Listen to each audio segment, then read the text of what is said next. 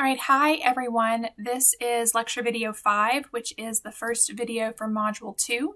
So at this point, just check in and make sure that you have completed the assignments for module 1, so the first 3 activities and exam 1. And if you have any questions about that, let me know. So as I said, this video is going to start module 2, which is going to talk about intelligence testing. It's going to talk about some different disorders that might come up in the classroom, about standardized testing as well. So in this particular video, we're going to focus on intelligence testing. We'll talk about the idea that we have to be able to define intelligence in order to be able to test for it, and how that can be a little bit tricky. Sometimes we design an intelligence test and then we define intelligence based off of the test as opposed to the other way around. So in this video, we will talk about activity 4. Let me know if you have any questions as you are working on that. Let's go ahead and get into lecture. Alright, so as I said in the introduction, we are going to be talking primarily about intelligence today.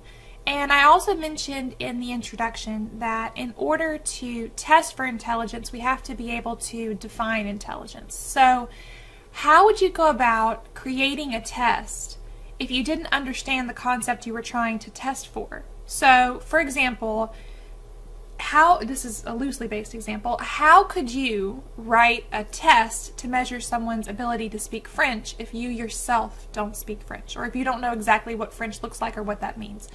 That's a loosely based example, but the idea is that if you are a person who is creating intelligence tests to be used for a variety of reasons that we'll talk about in a second, you have to be able to understand every aspect of intelligence to be able to write questions that measure intelligence. Otherwise, your test won't be valid. Of course, this then creates a concern because intelligence is something that is difficult to define. And so I fear that sometimes it actually ends up working in the opposite direction. The thing we should do is understand what intelligence is and then create intelligence tests to measure that definition of intelligence that we came up with, assuming it was accurate. But I fear what might happen is we might actually just create intelligence tests first, and then whatever is measured on our intelligence tests is what we then deem intelligence. I hope that makes sense, that those are not necessarily the same thing. So today we're going to be trying to define intelligence, or talk about some different potential concepts related to intelligence. We're going to be talking about how intelligence tests are set up, and we're also going to be talking about some theories related to intelligence today. So there are many different potential definitions for intelligence, and I think one of the reasons why intelligence is difficult to grasp or difficult to define is because there are many different types of intelligence. We're going to be talking about layer, or many different things that look intelligent, and so it's not something that is necessarily universally recognized as intelligence, but rather it's a little bit different from culture to culture and from time period to time period as far as what is considered intelligence. So I actually really like this definition that comes from your book.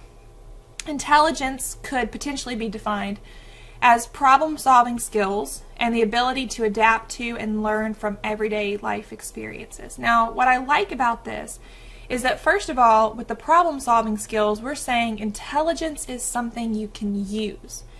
It's not just a bunch of memorized facts, although, of course, we need to memorize some facts. Some facts need to be memorized, but it's actually being able to do something with the knowledge that you have. So actually using that knowledge to solve a problem. And it talks about being able to adapt to your environment.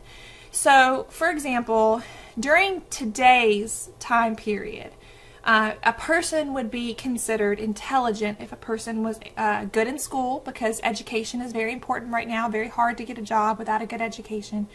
So a person who was successful in school, a person who was good at using technology would probably be considered intelligent today, because being able to adapt to your current environment involves a lot more technology than it did for previous generations. You can't even take this class if you don't understand how to work a computer. So there are certain skills that are required for you to be successful in your current environment. But let's think back, like way back. Let's go back hunting and gathering time period, okay? Back in the day, intelligence would have been knowing which plants were safe to eat and which plants were dangerous. Intelligence would be able to like provide for yourself, to be able to fight off attackers and defend yourself. I think Robinson Crusoe. Being able to survive without some of the modern day conveniences that we have. So I think that your time period definitely dictates what skills you need to be successful in your current environment. And it says to learn from everyday experiences. This is something that we are constantly gaining some common sense. We're constantly gaining information every day, at least a little bit, about how to adapt better to our environment. Now, this particular definition also does kind of get at an idea that is reflected on intelligence tests, and that is that intelligence really refers to a person's potential to learn, not necessarily what a person has learned. We don't have, intelligence is basically your knowledge of literature and algebra. No, we don't have specific skill areas here per se. But we're saying a person who is intelligent is a person who is capable of learning if someone were to teach them. So then an intelligence test, instead of measuring specific knowledge, would measure your potential to learn. Or that would be at least the idea behind it. Now, we are about to talk about intelligence tests, and I put this activity here for a reason. And you may not all do this, but it would be ideal, I think, if you could just pause the video for a second and just brainstorm a little bit before you watch any further. Activity 4, list topics you would include if you were developing your own intelligence test. So right now, before I show you what is included on intelligence tests, what specific topics, I want you to think about what topics you would include. What kinds of skills do you think are necessary parts of intelligence in today's culture? So maybe something to think about there and discuss that in your activity. But I also ask you in your activity to think about the topics that we are about to talk about. So I haven't told you about the Wechsler test yet. I'm about to, starting on the next slide. But after you make your own list of topics, I'm going to tell you about the topics that are included on these activities, or on, I should say, I'm thinking about the activity, on our intelligence tests. And I want you to think about whether or not you think that is an adequate view of intelligence, or if something is missing. So I'm looking for your discussion on intelligence testing for activity 4. So if you want to, you can pause this video, brainstorm, make a list, won't take long. Alright, so when we're talking about the Wechsler test, we're talking about a series of intelligence tests. Now there are many different intelligence tests out there. The Wechsler tests are fairly popular, as are Stanford-Binet intelligence tests. There are several different potential ones you can take. We are talking about the Wechsler test, and this is, by the way, information that I'm incorporating from other classes that I teach. So this is not necessarily straight out of your textbook. This is definitely a point where you'd want to pay attention to the slides and the lecture video here. The reason that I choose to cover the Wechsler test is because, first of all, the Wechsler tests are fairly common. They have demonstrated good reliability and validity in the research. They're high quality tests, and also, I'm a little bit biased perhaps, but these were the ones that I was primarily trained on in graduate school. So the Wechsler tests measure intelligence and give you an overall intelligence score. So after you take a Wechsler test, then you have an overall composite IQ. This is your IQ score.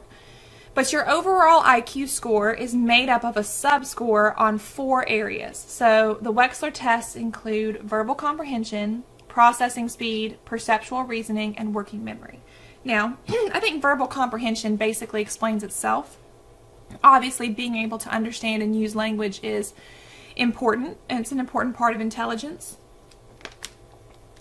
Processing speed, being able to do tasks, and on these particular tests, these are nonverbal tasks quickly. Perceptual reasoning is also nonverbal, so it's going to be kind of pattern-based. You can see an example of what that could look like over here. So the individual who's giving the test has asked the child to make the blocks look like the picture. So having patterns and puzzles, that kind of thing, is perceptual reasoning, or spatial reasoning, it could also be called. And then working memory, it's not just about holding information in your short-term memory, but it's about doing something with it. So for example, if I were to call out a string of numbers and then ask you to say those back to me in numerical order, you don't just have to remember the numbers I called out, but you also have to manipulate them, put them in order, do something with them in your mind. So you would have a score for each of these 4 areas, and then your overall score would be influenced by your score in each of those 4 areas. Now, it would be typical that there would be a little variation here. There'll be weaknesses and strengths. And some individuals, we'll talk about learning disabilities and different patterns of tests probably in the next lecture video, but you might see some individuals who are substantially higher in some areas than they are in others, and so in that particular situation the overall IQ might not actually be helpful.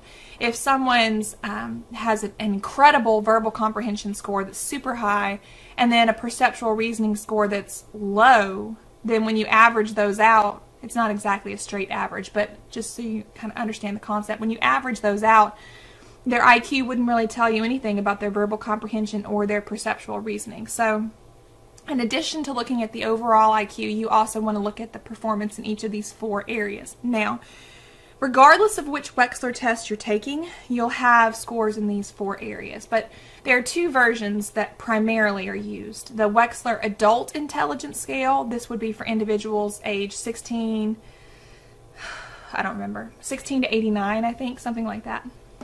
And then you have the Wechsler Intelligence Scale for children, which is the WISC. So we have the WAIS and the WISC. And the WISC is for individuals 6 to 16. Now, there is a WIPSI, actually, the Wechsler scale for like preschool age children before age 6. But that's not something that's used very often. So we have the Wechsler test. Now, pretty much any intelligence test that you take is going to be a standardized test.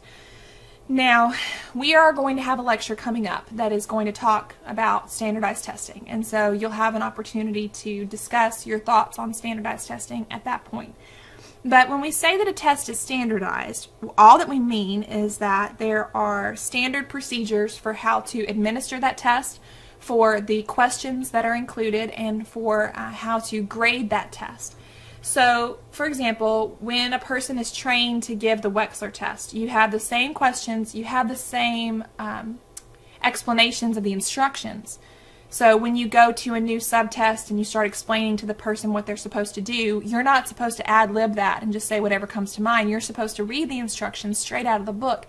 And that is because if you don't explain the instructions adequately, then the person might miss questions just because they didn't understand the directions, not because they were not able to answer those questions. So standardization is supposed to allow us to make comparisons between different people who take the same standardized test. Now, here's a question you might have. If our intelligence tests tell us a raw score of the numbers that we get correct, how many questions did you answer correctly? How do we turn that into a number we can use? So, for example, if on our perceptual reasoning area you got 15 questions right out of 24, well, what does that mean? Does that mean you're intelligent, or does that mean you're not? Like, what is that? Is that average? You don't know for sure unless we have gone through a process of giving us that information. So what happens is that when you create a new test, like a standardized test, you want to give it to a lot of people.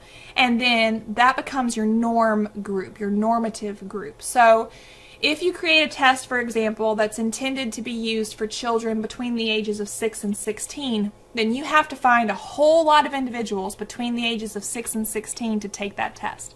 And you need to know then, once you do that, you'll know the typical 6-year-old gets this many questions right. The typical 8-year-old gets this many questions right. And then you can be compared with your same age peers.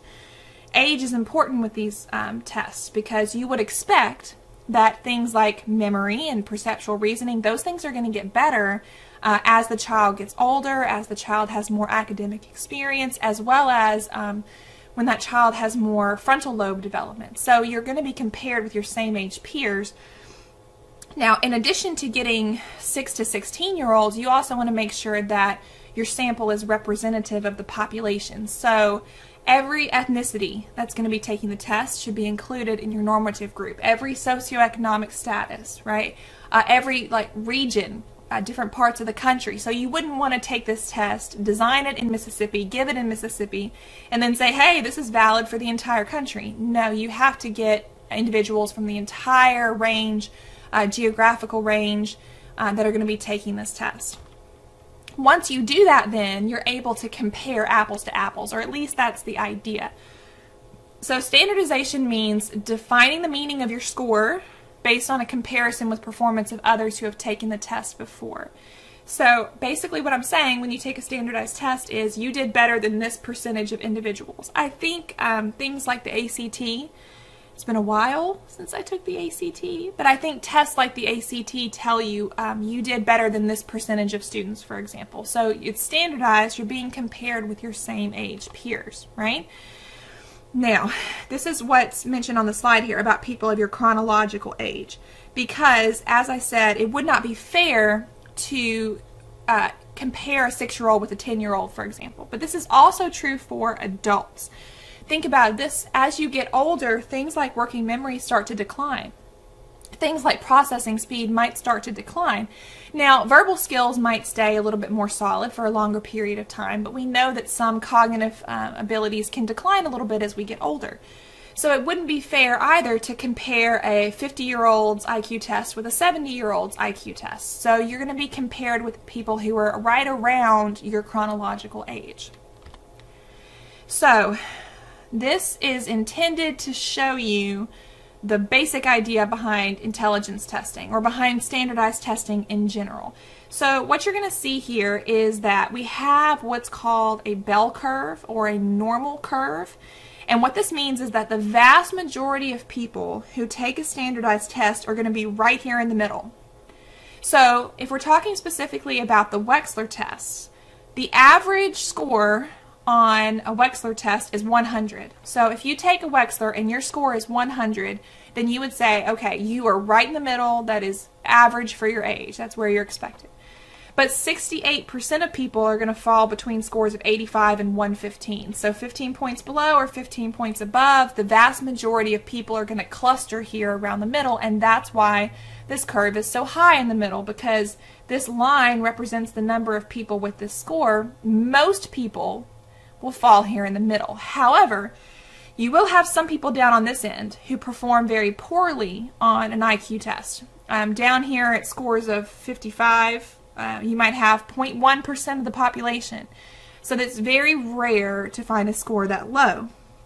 On the other hand, though, you will also find some individuals, a very small percentage of people, who will score very high on a Wechsler test. So 145 is an incredibly high IQ score that only about 0.1% of the population will achieve. So basically what we're saying is people are going to cluster here in the middle, and this is what you expect to find.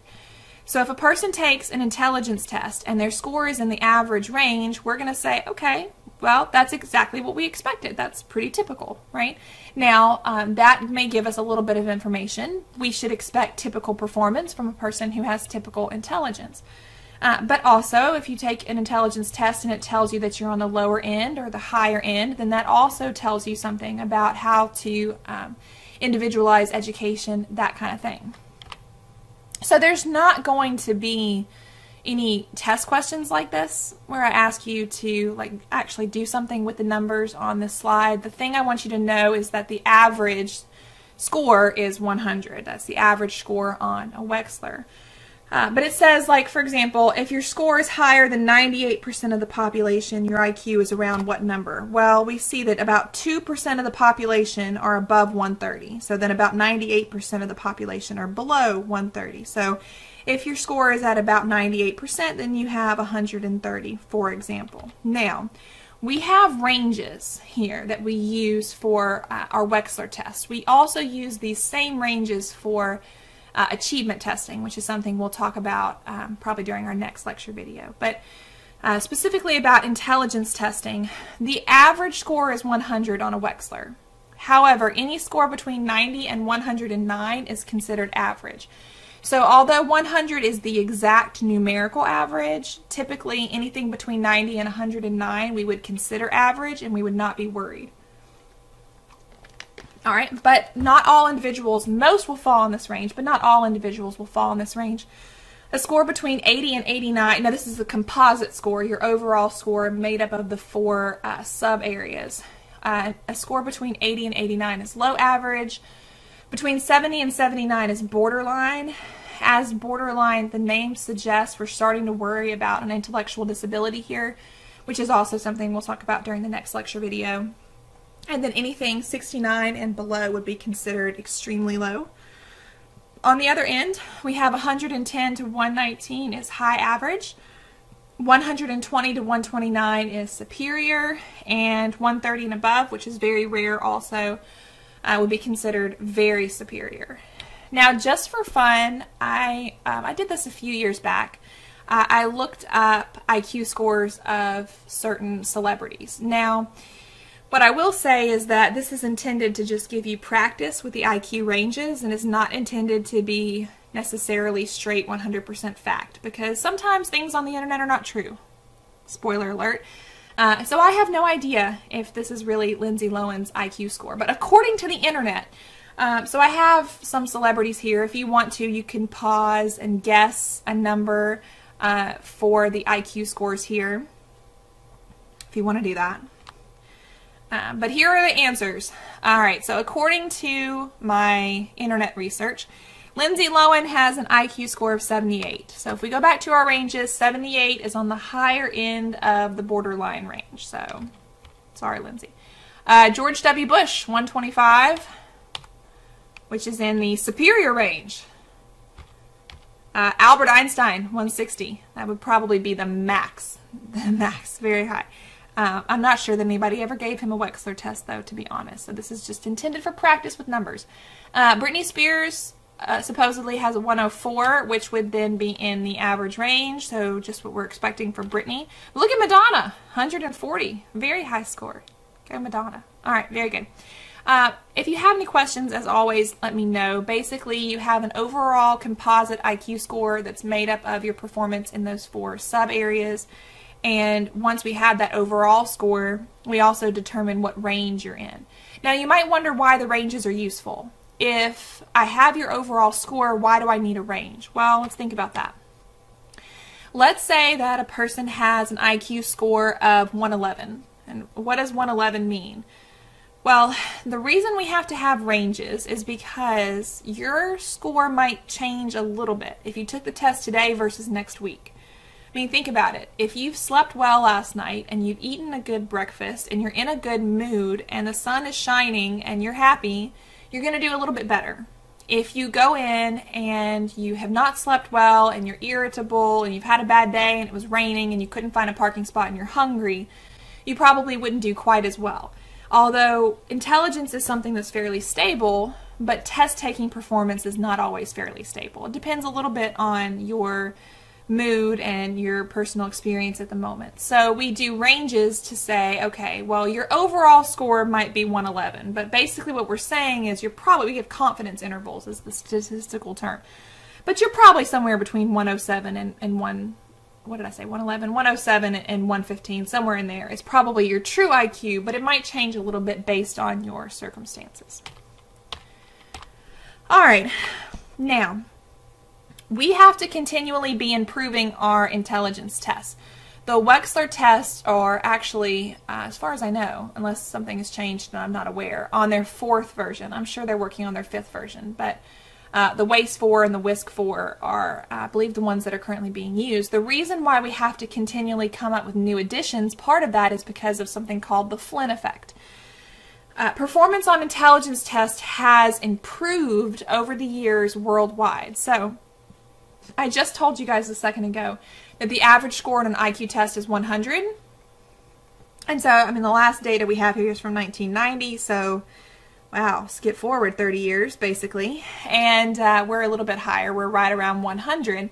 But what you can see is that if you go back over time, intelligence test scores were substantially lower. So, when you were living in 1917, a 75 was average, and that was typical.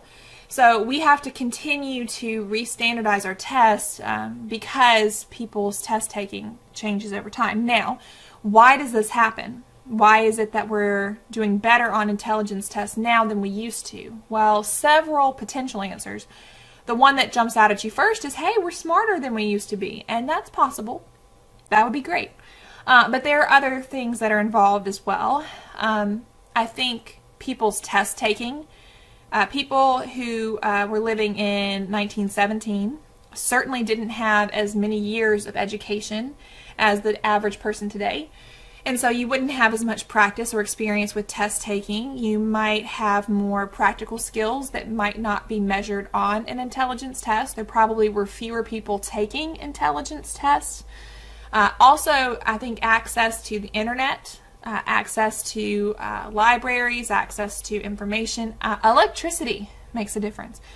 We can continue to study and work and read books even at nighttime, even when it's dark outside. And electricity is something that's been around for a while, but it's something that the vast majority of people have now, whereas that might not have always been the case. So we see that people's test taking and their performance changes over time, so then our tests have to change as well.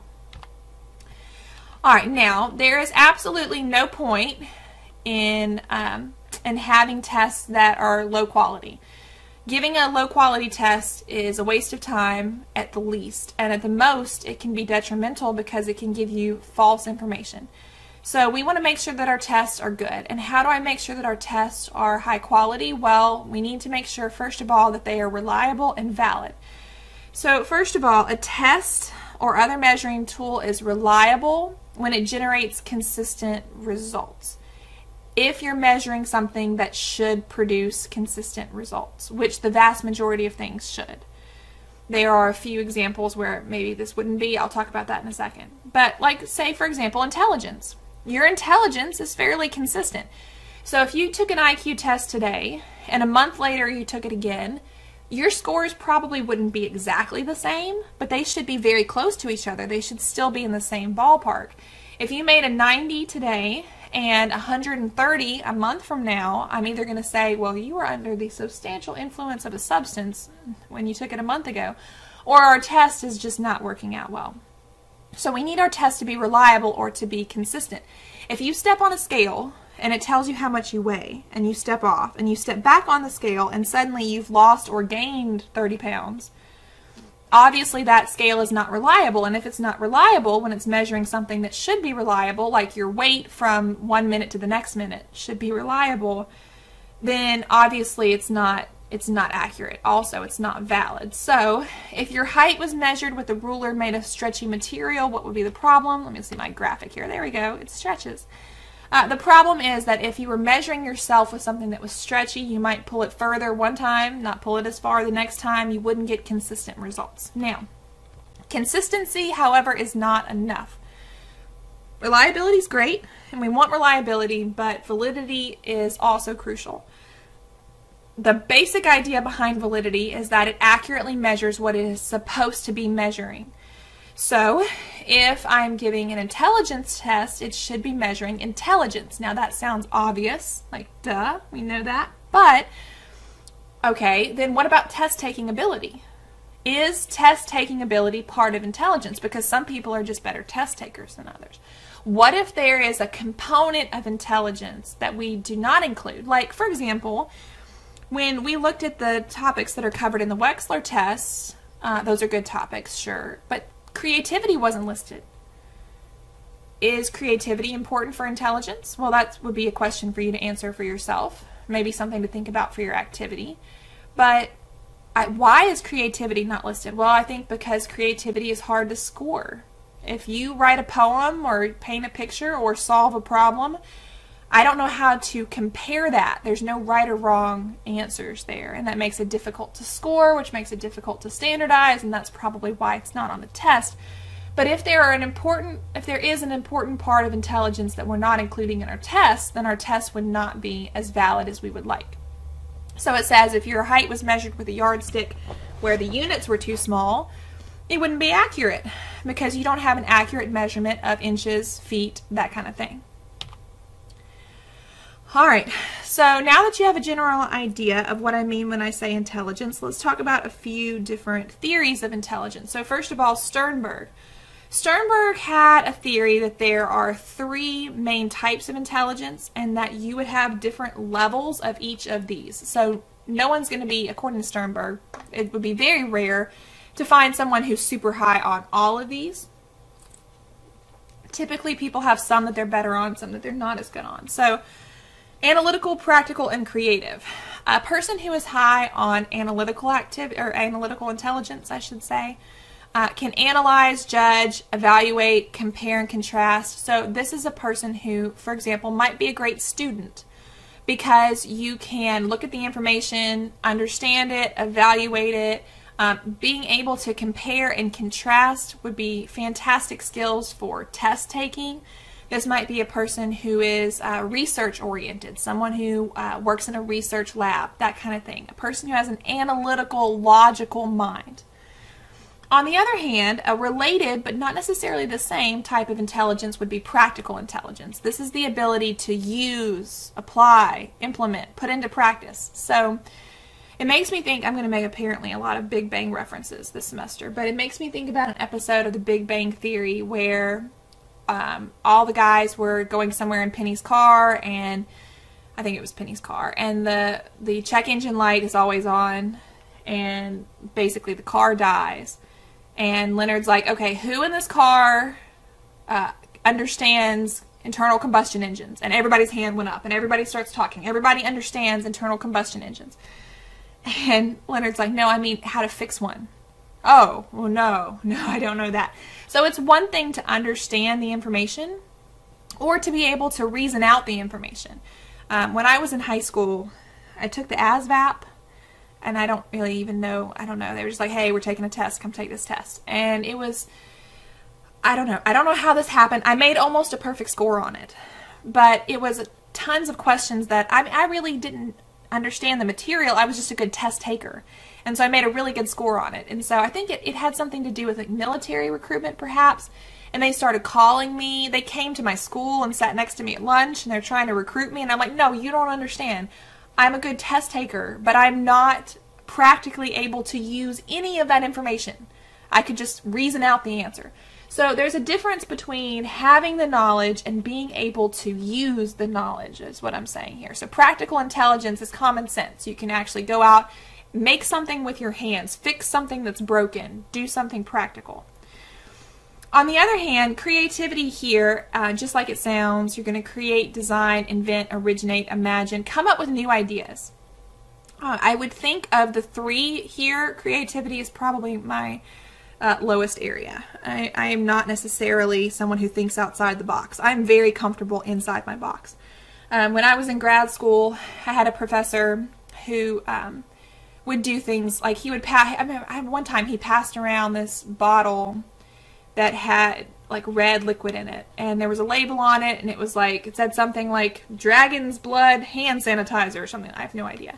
And he wanted us to write down all the things that this bottle could potentially have in it. And I'm like, it could have hand sanitizer, and I don't know. I know it can't really have dragon's blood. I really struggled with this. And then there were some people that were just able to come up with tons of answers. I have done this in my in-person classes when I ask students to list all the potential uses of a paperclip. And I'll have some students who will write, hold paper. And then they have a hard time thinking of anything else. And then I have some students that in 5 minutes can list 80 things you can do with a paperclip. Now, I understand completely if you struggle with that kind of thing, I do as well. But some people are more creative. They can think outside the box. They can come up with new ideas, come up with new solutions. So Sternberg would say that an individual could be high on any of these. I would say that our current intelligence test would favor a person who had analytical intelligence because there's not a lot of creativity, as I said, and not a lot of practical. Maybe if you call like the hands-on with the blocks could potentially be practical perhaps, but certainly our tests measure a lot of analytical skills. All right, so we have some questions here. Cindy always does well in standardized tests and does well in the classroom, but she does not write original stories well, does not have much common sense. So it sounds to me like Cindy is high on analytical intelligence. So to be able to reason out the right answer on standardized tests, classroom tests, get good grades, figure out what the teacher wants, and do that, that's analytical in nature. But when she's not writing original stories well, that suggests creativity is probably not her thing. And as far as common sense, that's really being able to practically use the things that you know. So I would say probably analytical here. All right. Trent does not do well on standardized tests. His grades are not very high, but he's a great storyteller. His classmates beg him to read his stories. Trent hopes to be a novelist one day. However, he turns in work that does not conform to teacher expectations or directions.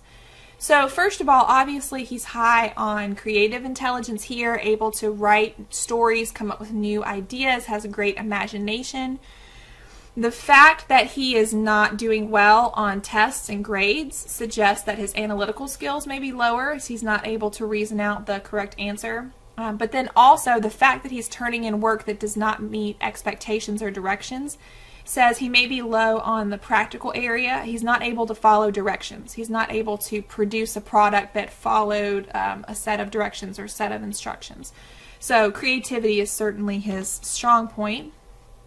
Ken doesn't do very well in school. However, he's very popular with his peers and has excellent leadership skills. So this is one where we don't have a lot of information about creativity here. But once again, if he's not doing very well in school, analytical skills may be lacking. But if he is able to have leadership skills and get things done, then getting things done sounds like a practical intelligence to me. All right, now we could potentially have 3 types of intelligence, or we could potentially have 8 types of intelligence. Gardner's theory actually found research support for 8 types. He also mentioned that he wanted to include a moral intelligence here, but was not able to find the research support to include it. So Gardner suggested there are 8 types of intelligence. I think verbal and mathematical probably explain themselves pretty well. Spatial is that pattern recognition, nonverbal skills. Bodily kinesthetic is interesting. There are certain individuals who have physical talents that the rest of us just don't have. I mean, you think watching Tom Brady throw a football. Think about watching a professional ballerina dance. The rest of us are not able to do that. And so although that may not be something that is traditionally thought of as intelligence, in a way it is. It's a fantastic skill, and bodily kinesthetic would be where we would place that skill. Musical intelligence. Intrapersonal and interpersonal sound very similar, but there's a difference. Intrapersonal suggests that you understand your own emotions, you understand yourself, basically. Versus interpersonal would be the relationships you have with other people. So understanding other people's emotions and being able to communicate with other people versus understanding yourself, which would be intrapersonal. And then your naturalist, someone who is able, this is practical, someone who's able to survive out in the wild. You know, I mean, Hunger Games, I'm telling you guys, I'm the first one down.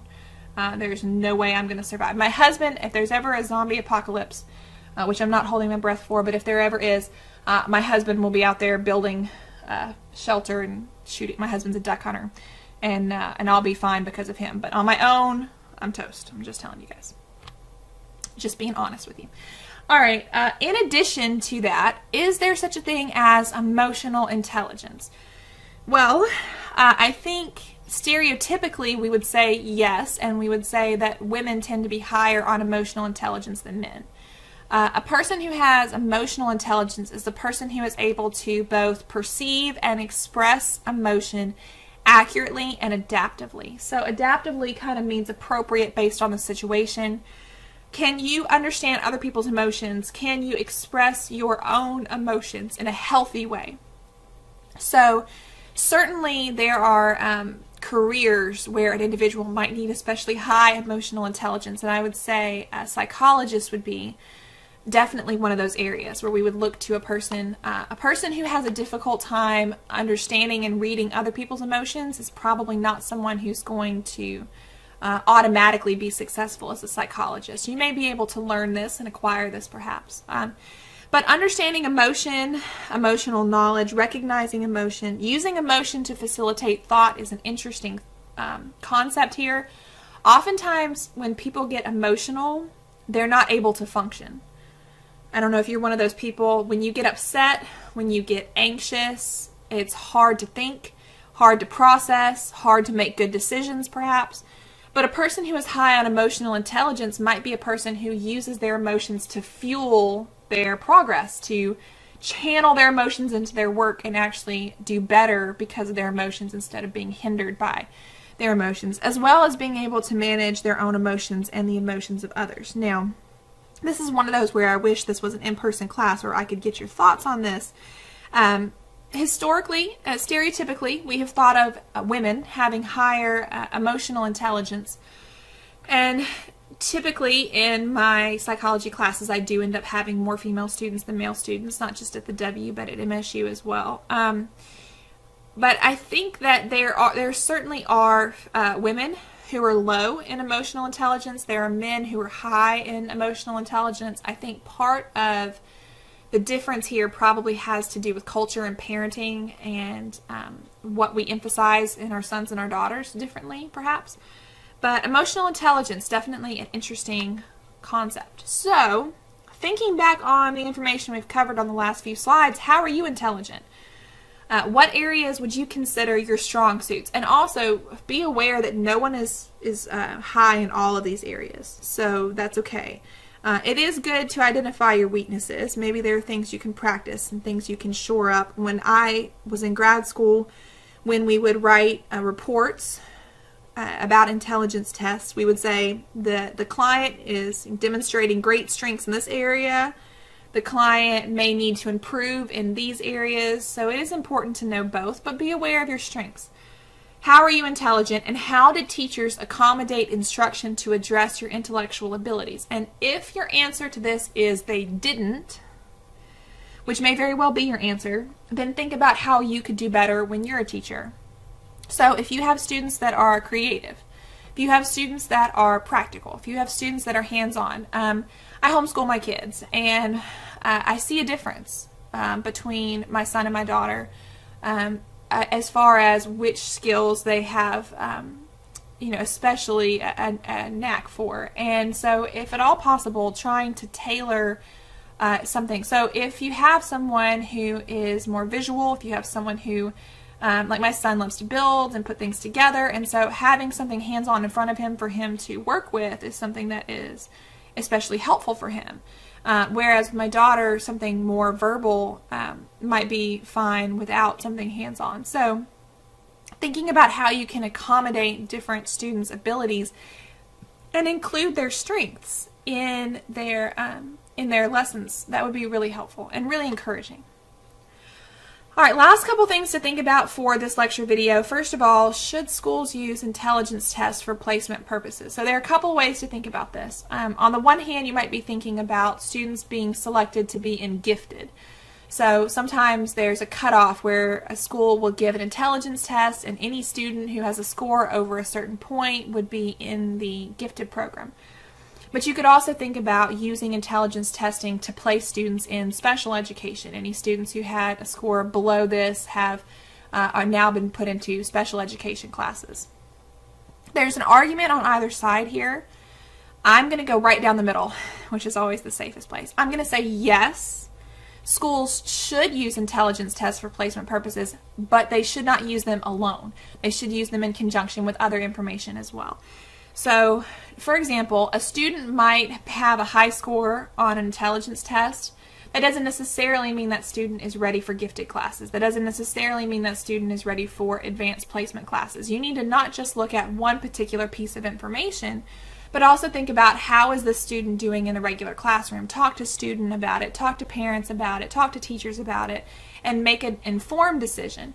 But part of the argument for using intelligence tests is that they're standardized.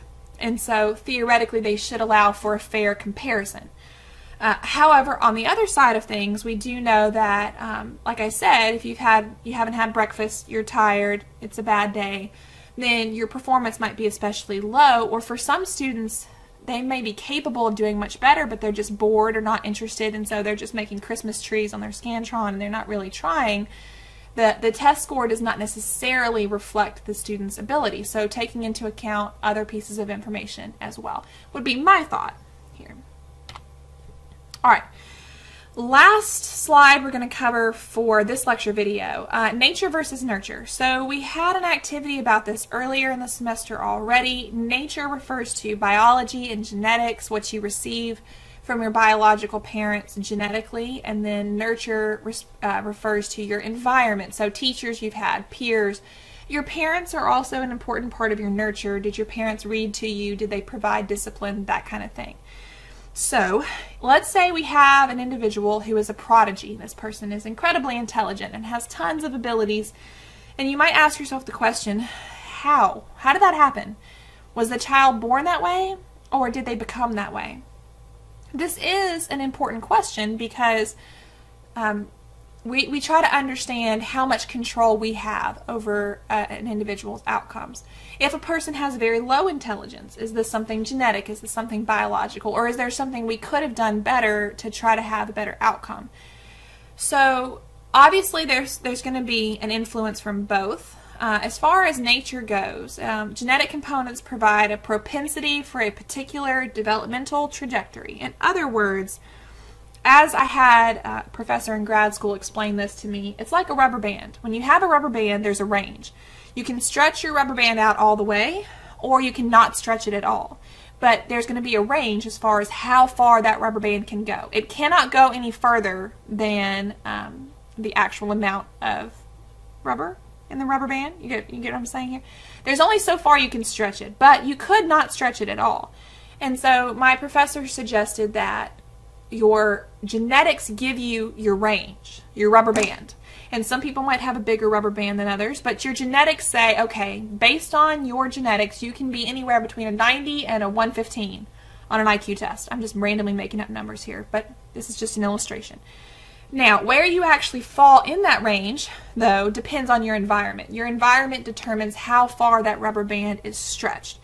So typically we would think of both being involved. However, what if an individual has major health problems? What if an individual has a genetic disorder? What if an individual has Down syndrome, for example, or some other disorder that can decrease performance on intelligence tests? In that particular situation, nature was very important for you. On the other hand, what happens if nature gives you a super high intelligence from whatever genetic combination just happened to work out that way? In those situations, nature might have been especially influential. But nurture also matters. Enriching environments. So if you're interested, there is tons of research out there on the benefits of reading to children, about how reading for even a short period of time, even 15 or 20 minutes a day, can substantially improve vocabulary skills and school performance. I don't remember all of this, obviously, it's been a while, but I remember reading that they were looking at individuals who were successful in school, and the number one most common thing that held them together, all the students who were successful had at least 100 books in their home, that kind of thing. And it's not just having books on a shelf that then makes a person intelligent. It suggests that you had someone, parents, grandparents, somebody cared enough about books to buy the books and to want to share them with you. And so reading is just one example of environmental things, but it's certainly an important one. The teachers that you have, the peers that you have. So I would say that there are certain situations where nurture is especially important. So what happens if a child is abused, a child is neglected, a child is not given the attention and love that they deserve? Then that can negatively impact intelligence, and nurture might be especially important for them. On the other hand, nurture could be especially important in fantastic ways. A child could be appropriately challenged, read to, loved, cared about, and that can substantially improve intelligence. So the answer to the nature-nurture question typically is both, but I want you to recognize that there may be certain situations where one is more influential than the other. All right? So that is all of the information for today's lecture. Don't forget about your activity, asking you to think about how you might do things differently and what you think about our current intelligence tests. So let me know if you have any questions about that, and then we will talk more in our next lecture video about types of learners, students who have extra challenges. We'll be talking later about students who are gifted as well. So let me know if you have any questions. Otherwise, I will talk to you guys later.